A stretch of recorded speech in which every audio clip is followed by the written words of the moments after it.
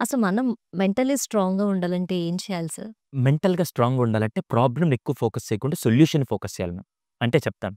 ఇప్పుడు for example మీకు stage fear ఉందనుకోండి. స్టేజ్ ఫియర్ ఉన్నప్పుడు మీరేం చేస్తారు? మీకు ఆరో క్లాస్‌లో స్టేజ్ ఫియర్ అని తెలిసింది. ఏడో క్లాస్‌కొచ్చి ఎవరన్నా మేడం మీరొచ్చి ఒకసారి డయాస్ మీద మాట్లాడండి. లేదండి నో. నాకు స్టేజ్ ఫియర్ ఉంది. వద్దండి. అంటే ఏం చేస్తున్నారు? ప్రాబ్లమ్‌ని ఫోకస్ చేస్తున్నారా? సొల్యూషన్ ఫోకస్ చేస్తున్నారా? ఖచ్చితంగా అదే ప్రాబ్లమ్‌ని ఫోకస్ చేస్తున్నారు. ఇప్పుడు ఎవరన్నా వచ్చి మీరెందుకు ఈ మధ్య డల్‌గా ఉంటున్నట్టు, ఏమో తెలీదండి డల్‌గానే ఉంటున్నా నాకసలు ఏం తెలియట్లేదని చెప్పి మన మైండ్ సెట్ అంతా ప్రాబ్లమ్‌ని ఎక్కువ ఫోకస్ చేస్తాం తప్ప సొల్యూషన్ ఫోకస్ చేయం. ఎప్పుడైతే మెంటల్లీ స్ట్రాంగ్ పర్సన్స్ ఎలా తయారవుతారంటే, ఇప్పుడు మీరు కార్‌లో వెళ్తున్నారు మ్యామ్. కార్ టైర్ ఫ్లాట్ అయింది. అక్కడ కూర్చొని, కార్ టైర్ ఫ్లాట్ అయింది. నాకెందుకు జరగద్ది? నేనొచ్చినప్పుడే కార్ టైర్ ఫ్లాట్ అవుద్ది. నేనెళ్ళినప్పుడే కార్‌లో ఆయిల్ అయిపోతుంది. నా బతుకంతా ఇంతే. నేనెళ్ళినప్పుడే ట్రాఫిక్ జామ్ అవుద్దని అలా అనుకుంటూ ఉంటే ఏమవుతుంది? ఒక కార్ టైర్ ఫ్లాట్ అయింది. వెంటనే నువ్వు కార్ తీసుకొనొచ్చేసేయి నేను ర్యాపిడో వెళ్తానని చెప్పి వెంటనే డ్రైవర్ చెప్పేసి ఎళ్ళిపోవడం. ఒక ఆల్టర్‌నేట్ వే. నాకింకా టైమ్ ఉంది కాబట్టి నువ్వు స్టెప్నీ టైర్ మార్చు అని చెప్పడం. So, you will start finding solutions. Real లైఫ్‌లో మాత్రం ఏదైనా ప్రాబ్లమ్ వచ్చినప్పుడు మాత్రం సొల్యూషన్స్ ఇప్పుడు మనం థర్డ్ ఫ్లోర్‌లో కూర్చొనున్నాం. హ్మ్. థర్డ్ ఫ్లోర్‌కి లిఫ్ట్ లేకపోతే ఏం చేస్తాం మ్యామ్? మెట్లెక్కి. మెట్లెక్కొచ్చేస్తాం. So, you will have an alternate.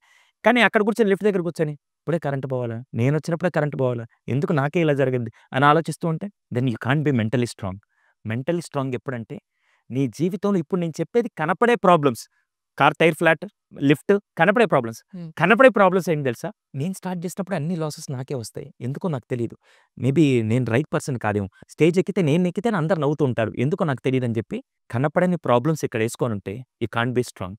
First ప్రాబ్లమ్‌ని ఫోకస్ చేయకుండా సొల్యూషన్‌ని ఫోకస్ చేస్తూ వెళ్తే మాత్రం definitely you will be mentally strong on any situation. వేరే పేరెంట్ వచ్చి మా పాప ఇలా, మా అబ్బాయి ఇలా, మా పాప ఫోను చూస్తేనే గాని వినట్లేదు.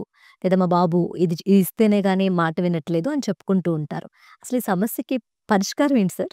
సమస్యల్ని క్రియేట్ చేసే వాళ్ళే మాట్లాడుకుంటే ఏం చేయమంటారు? ఇప్పుడు మీరు చెప్పే ఈ చాలా వరకు సమస్యలన్నీ ఎక్కడి నుంచి క్రియేట్ అవుతున్నాయి? పిల్లాడు క్రియేట్ చేస్తున్నాడా? పేరెంట్స్ క్రియేట్ చేస్తున్నారా? పేరెంట్స్. సీరియస్‌లీ. ఎందుకంటే మా దగ్గర కౌన్సెలింగ్‌కొస్తారు. ఆ ఏడో క్లాస్ పిల్లాడిని తీసుకొనొచ్చి మా వాళ్ళు మొబైల్‌కి అడిక్ట్ అయ్యాడండి. ఏం చేయాలో తెలియట్లేదని.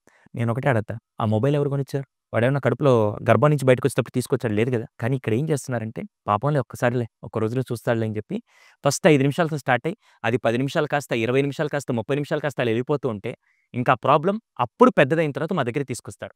తీరా మేము మొత్తం రూట్ అనాలిసిస్ చేస్తే ఆ ప్రాబ్లమ్ ఎక్కడి నుంచి వచ్చిందంటే వాడి దగ్గర నుంచి. ఫోను చూస్తే కానీ మా వాడు తినట్లేదు అని చెప్పి డైలాగ్ ఏస్తున్నారు గదా! అసలు ఫోను చూపిస్తూ పెట్టడం మొదలుపెట్టిందెవరు?